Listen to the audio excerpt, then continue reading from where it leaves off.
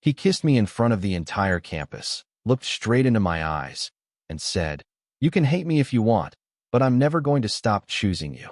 If someone had told me that sentence would become the biggest rumor at Westbridge University, I would have laughed in their face. If they had told me I would be the reason thousands of students froze in complete silence outside the student center on a sunny Friday afternoon, I would have assumed they had confused me with someone much cooler. But there I was, standing beneath the giant blue and gold campus banner with my backpack hanging off one shoulder, my heart pounding so loudly I could barely hear the gasps surrounding us. Logan Carter, captain of the basketball team, president of the Student Leadership Council, winner of what felt like every popularity poll ever invented, had just done something nobody expected. Cameras were already pointed at us. Phones were lifted into the air. Someone whispered my name. Someone else yelled, "No way." I couldn't move. I couldn't even breathe correctly. Logan's hand still rested lightly around my wrist, warm enough to remind me that none of this was some ridiculous dream. His expression wasn't playful. That was the terrifying part. Logan was smiling, but not the easy smile everyone on campus knew. This one looked nervous, almost scared. "Say something," he murmured quietly enough that only I could hear. My brain offered absolutely nothing useful. Every logical thought had packed its bags and left town.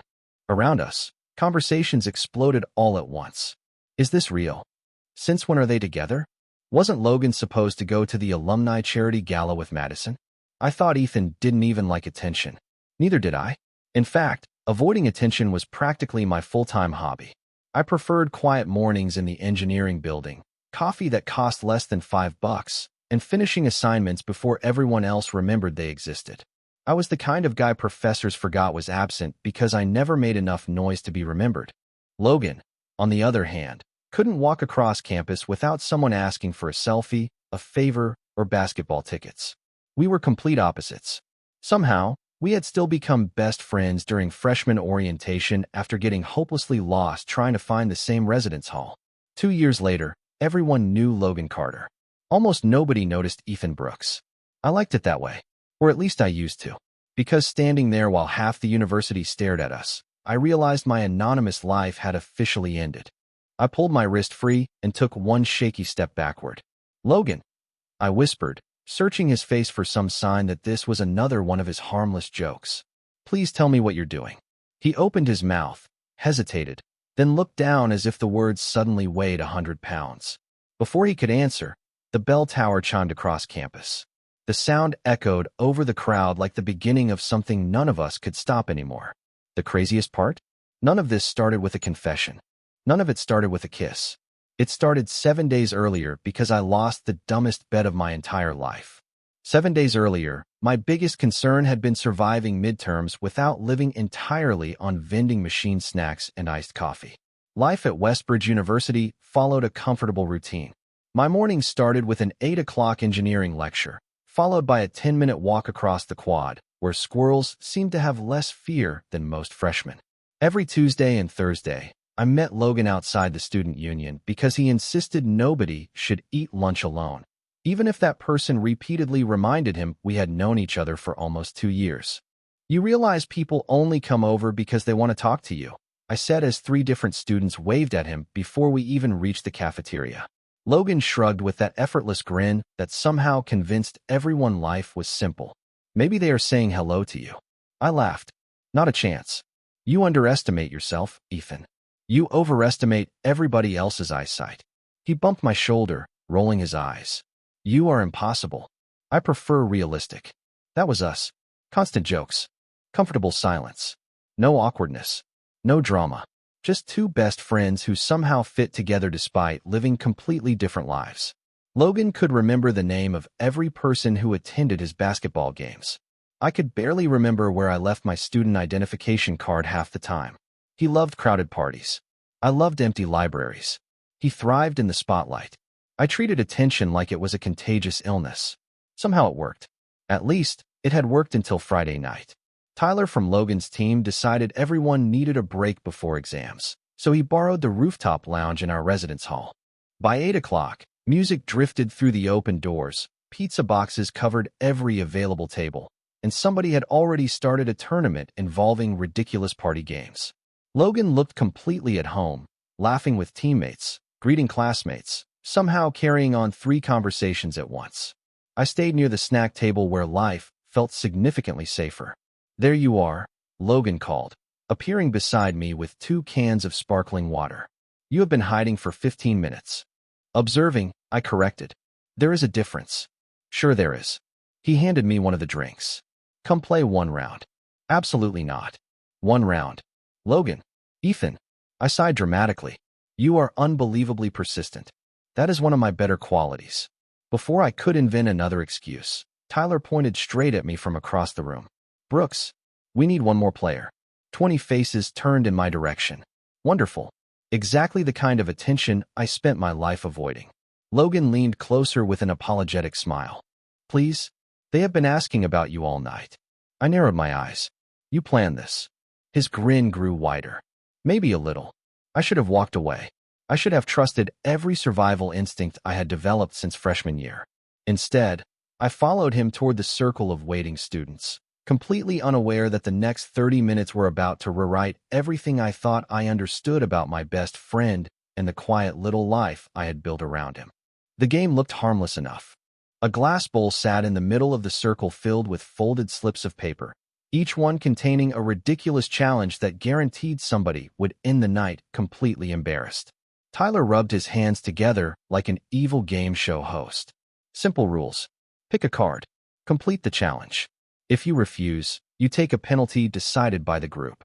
Everyone cheered except me. I already disliked every word he had just said. Logan leaned back on the couch beside me, looking far too entertained. "Relax," he said quietly. "Nobody is going to make you do anything terrible." That sentence has never been true in the history of college parties. He laughed. "Fair point. The first few rounds were harmless. One guy had to sing the school fight song while pretending to conduct an invisible orchestra. Another had to text his roommate asking if raccoons could legally become emotional support animals. Someone attempted to balance 3 pizza slices on 1 paper plate and failed spectacularly. Even I had to admit it was funny. Then Tyler pointed directly at me. "Your turn, Brooks." Every instinct told me to fake a fire alarm. Instead, I reached into the bowl and unfolded the tiny piece of paper. My stomach dropped. "Truth," Tyler announced after reading it over my shoulder. "Tell us who on campus you trust the most." That was easy. "Logan," I answered without thinking. The room filled with exaggerated reactions. Somebody whistled. Someone else shouted, "Best friendship goals." Logan only smiled, but I noticed the tips of his ears turning slightly pink. Strange. Before I could think about it, Tyler spun an empty soda bottle. The bottle stopped directly in front of Logan. "Your turn, Captain." Logan reached into the bowl and unfolded his slip. His eyebrows lifted. "Dare," he read. "Interesting."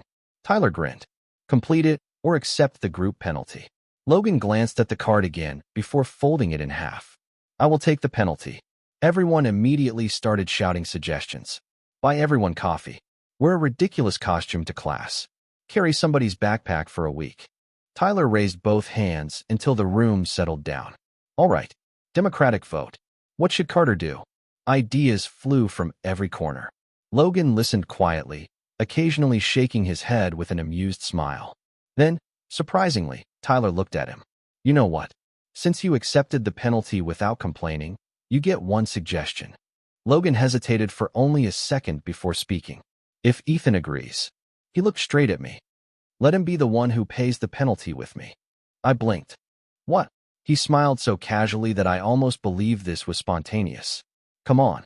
We always survive embarrassing situations together." The room erupted with excitement before I even processed what was happening. Tyler snapped his fingers. "Perfect. New penalty. For 1 full week, Logan gets to make every non-academic choice for Ethan. Lunch, study spots, club events, movie nights, coffee orders, wherever you sit when you are together. Nothing dangerous, nothing cruel, just everyday decisions." Everyone loved it instantly. They were already laughing.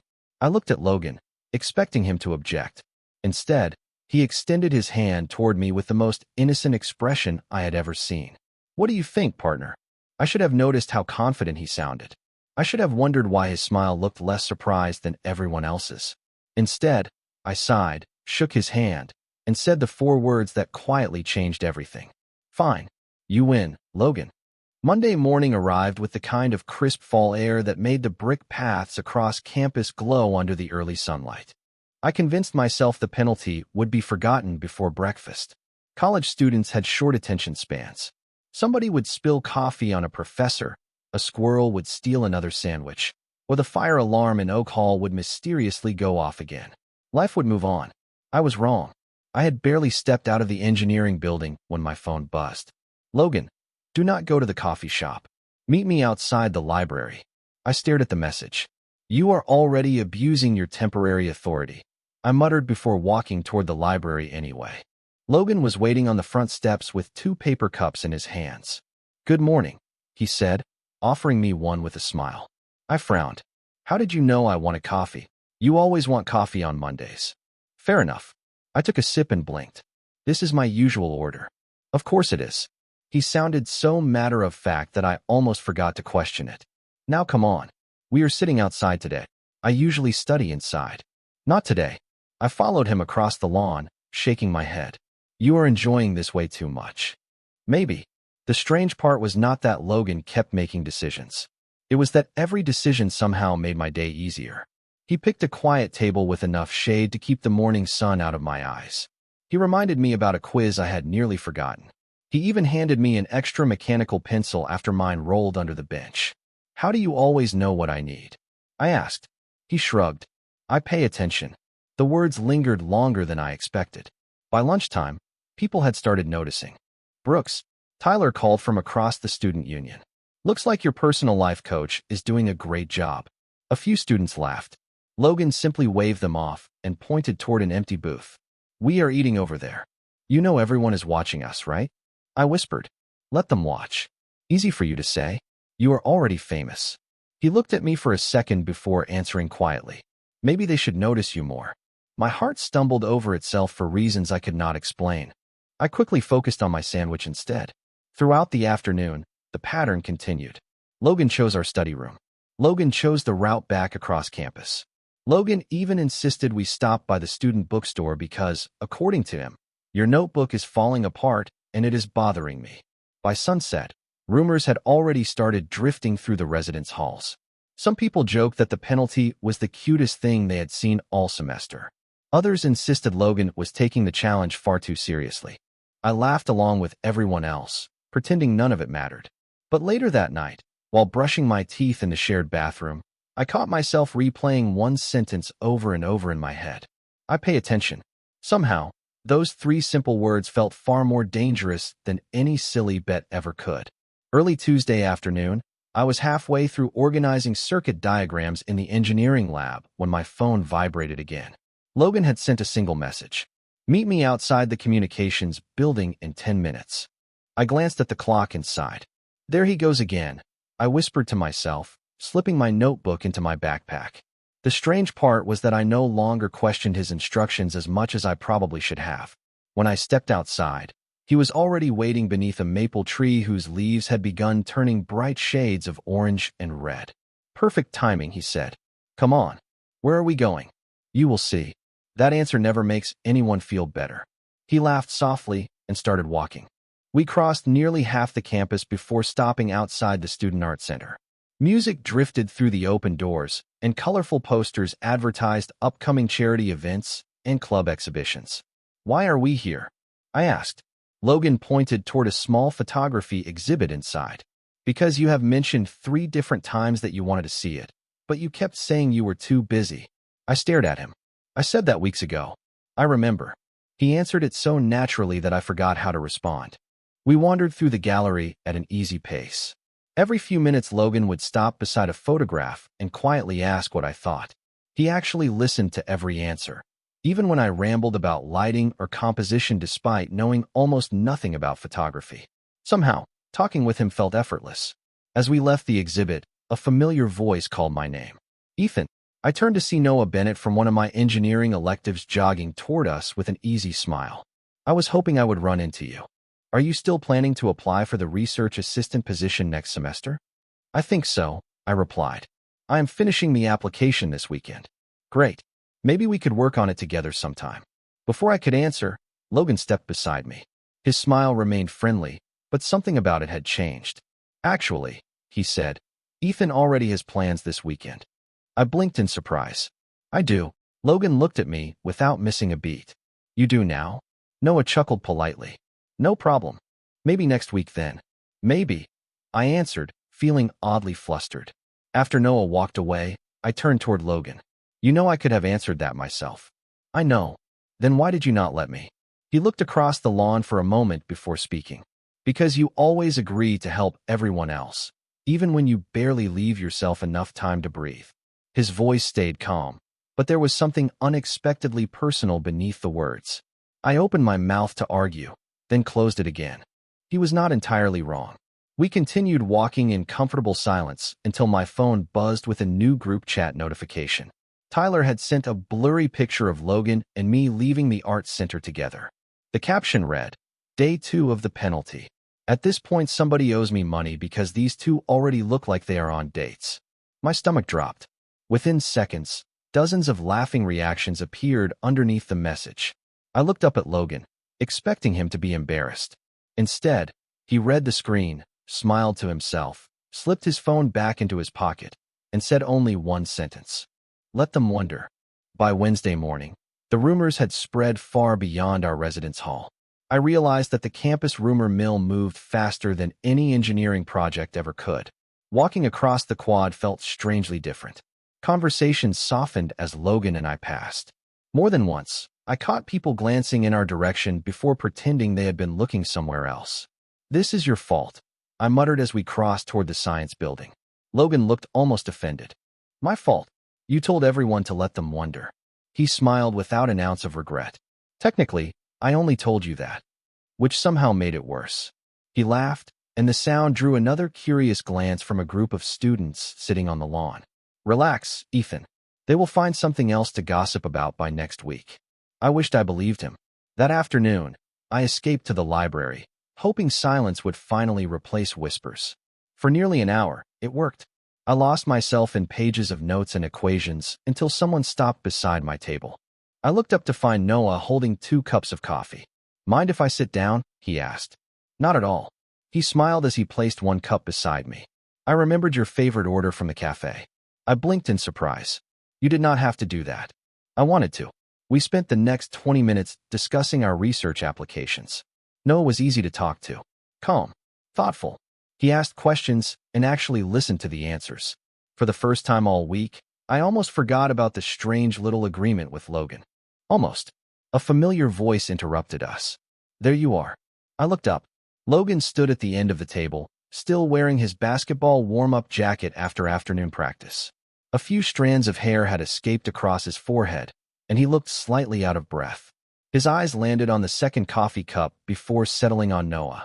Hey, Noah greeted politely. We were just talking about the research program. I can see that, Logan answered with a friendly smile that somehow felt unusually careful. He turned toward me. Coach moved tomorrow's practice, so I thought we could work on your physics review tonight instead. I frowned. You remembered my physics exam? Of course. Noah looked between us with quiet amusement. You two really do spend a lot of time together. Before I could respond, Logan answered first. I like making sure Ethan does not overwork himself. The words sounded simple, but something about the way he said them made the air feel unexpectedly still. Noah gathered his notebook and stood. Well, I should let you two plan your study session. Good luck on the exam, Ethan. Thanks, I replied.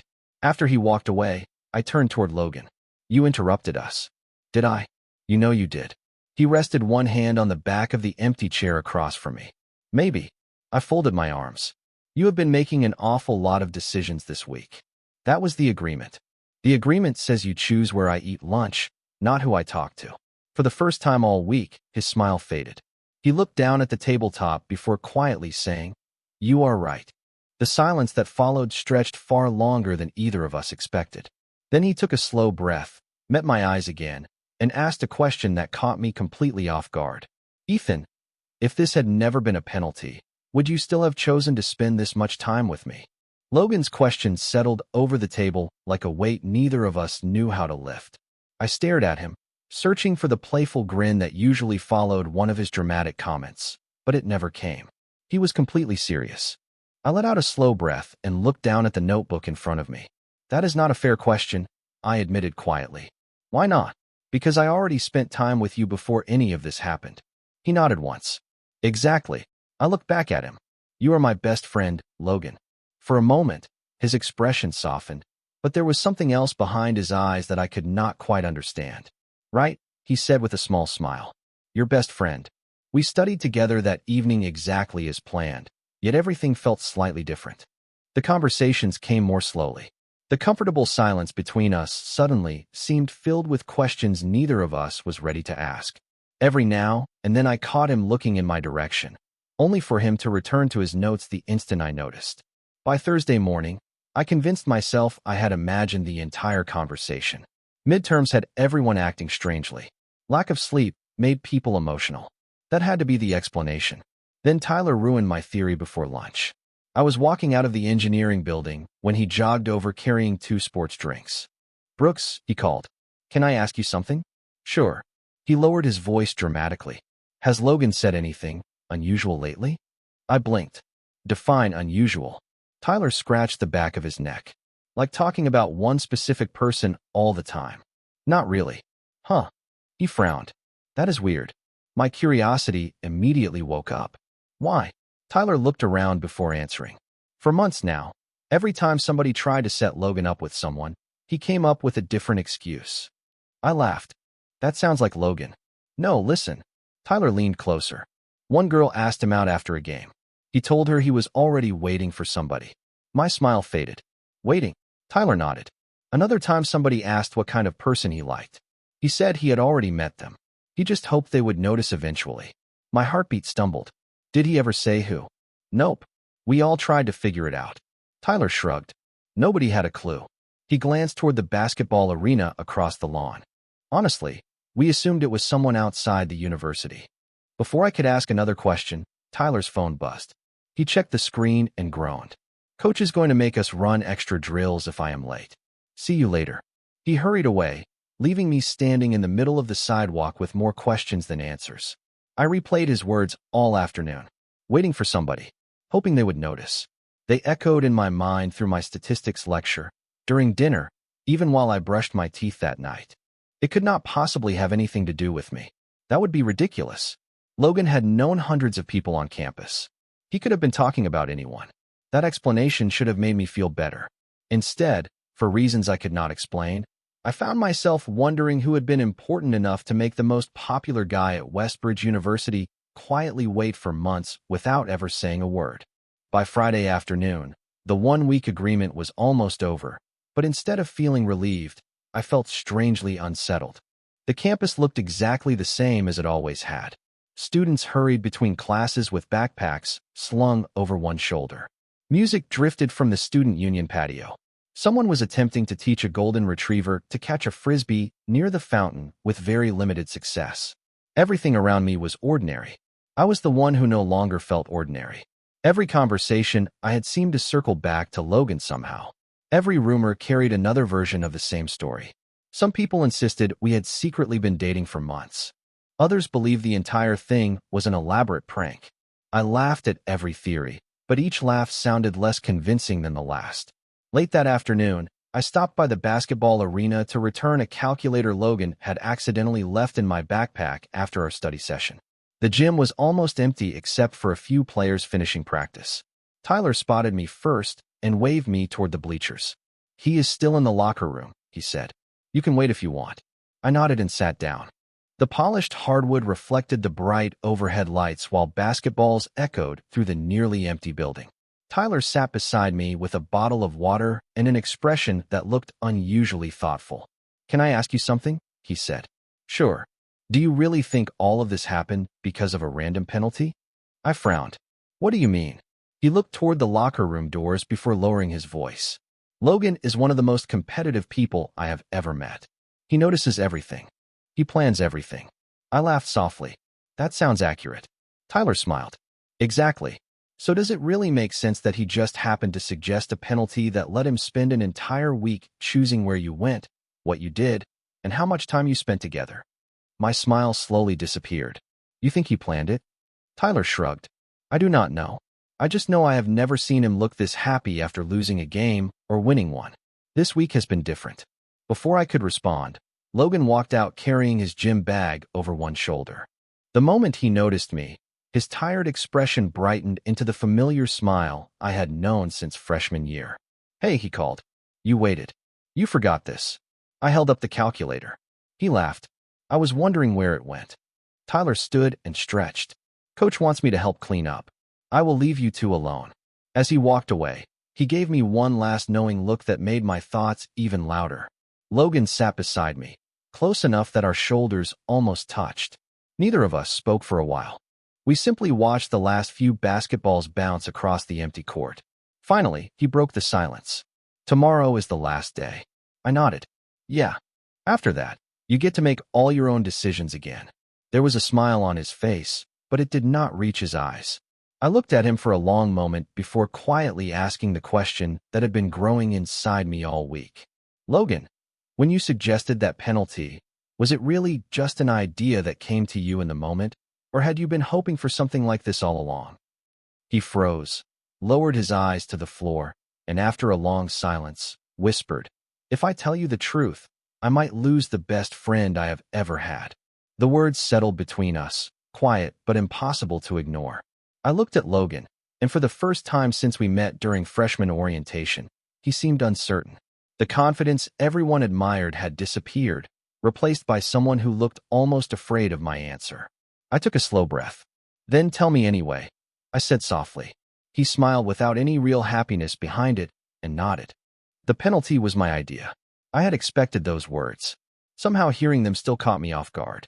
"I knew if I suggested something ridiculous, everyone would laugh," he continued. "But if I suggested something simple, something that only meant spending time together, nobody would question it." I searched his face. "Why?" He laughed quietly, shaking his head at himself. "Because I got tired of pretending I was happy being only your best friend." My heartbeat seemed louder than the empty gym around us. Logan looked down at his hands before continuing. "Every time somebody asked me out, I compared them to you. Every conversation I enjoyed reminded me of talking with you. Every good day somehow ended because I wanted to tell you about it first." He let out a slow breath. I kept waiting for the feeling to disappear. It never did. Neither of us spoke for several seconds. The silence no longer felt uncomfortable. It simply felt honest. Finally, I smiled a little. "Do you remember orientation?" He looked up, surprised. "The campus map?" I nodded. "You insisted you knew exactly where the residence hall was." He laughed. I was completely lost. We walked in circles for almost 40 minutes. 47, he corrected automatically. I could not help laughing. "You actually remember?" "I remember everything that started with you." The sentence landed gently, but it changed something inside me. Suddenly, every small moment from the past 2 years fit together differently. The coffee that always appeared before I asked for it. The extra pencil. The reminders before exams. The way he somehow noticed when I skipped lunch or looked exhausted. I had always assumed that was simply what best friends did. Maybe it had been something more all along. I looked at him and realized my biggest fear was not that he had feelings for me. My biggest fear was that this conversation would end with him walking away. I shook my head with a quiet laugh. "You know, you are terrible at hiding important things." Logan raised an eyebrow. "It took you almost 2 years to notice." Fair point. We both laughed, and the tension that had followed us all week finally began to fade. I stepped a little closer. "I do not know exactly what happens next," I admitted. "But I know I do not want to lose my favorite person just because the rules of a silly game have ended." Relief spread across his face so quickly it almost made me laugh again. "Does that mean I still get to choose where we have lunch tomorrow?" he asked hopefully. I rolled my eyes. "Absolutely not." His shoulders dropped in exaggerated disappointment. I let him suffer for exactly 2 seconds before smiling. "We choose together this time." The grin that appeared on his face was brighter than any scoreboard victory or crowded applause. 1 week earlier, I thought I had lost the most ridiculous bet of my college life. Standing beside Logan as we walked out into the cool evening air, I realized I had never really lost anything at all. Sometimes the best decisions begin when somebody else is brave enough to make the first move. And sometimes the person who keeps choosing you has quietly been hoping all along that one day you will choose them back.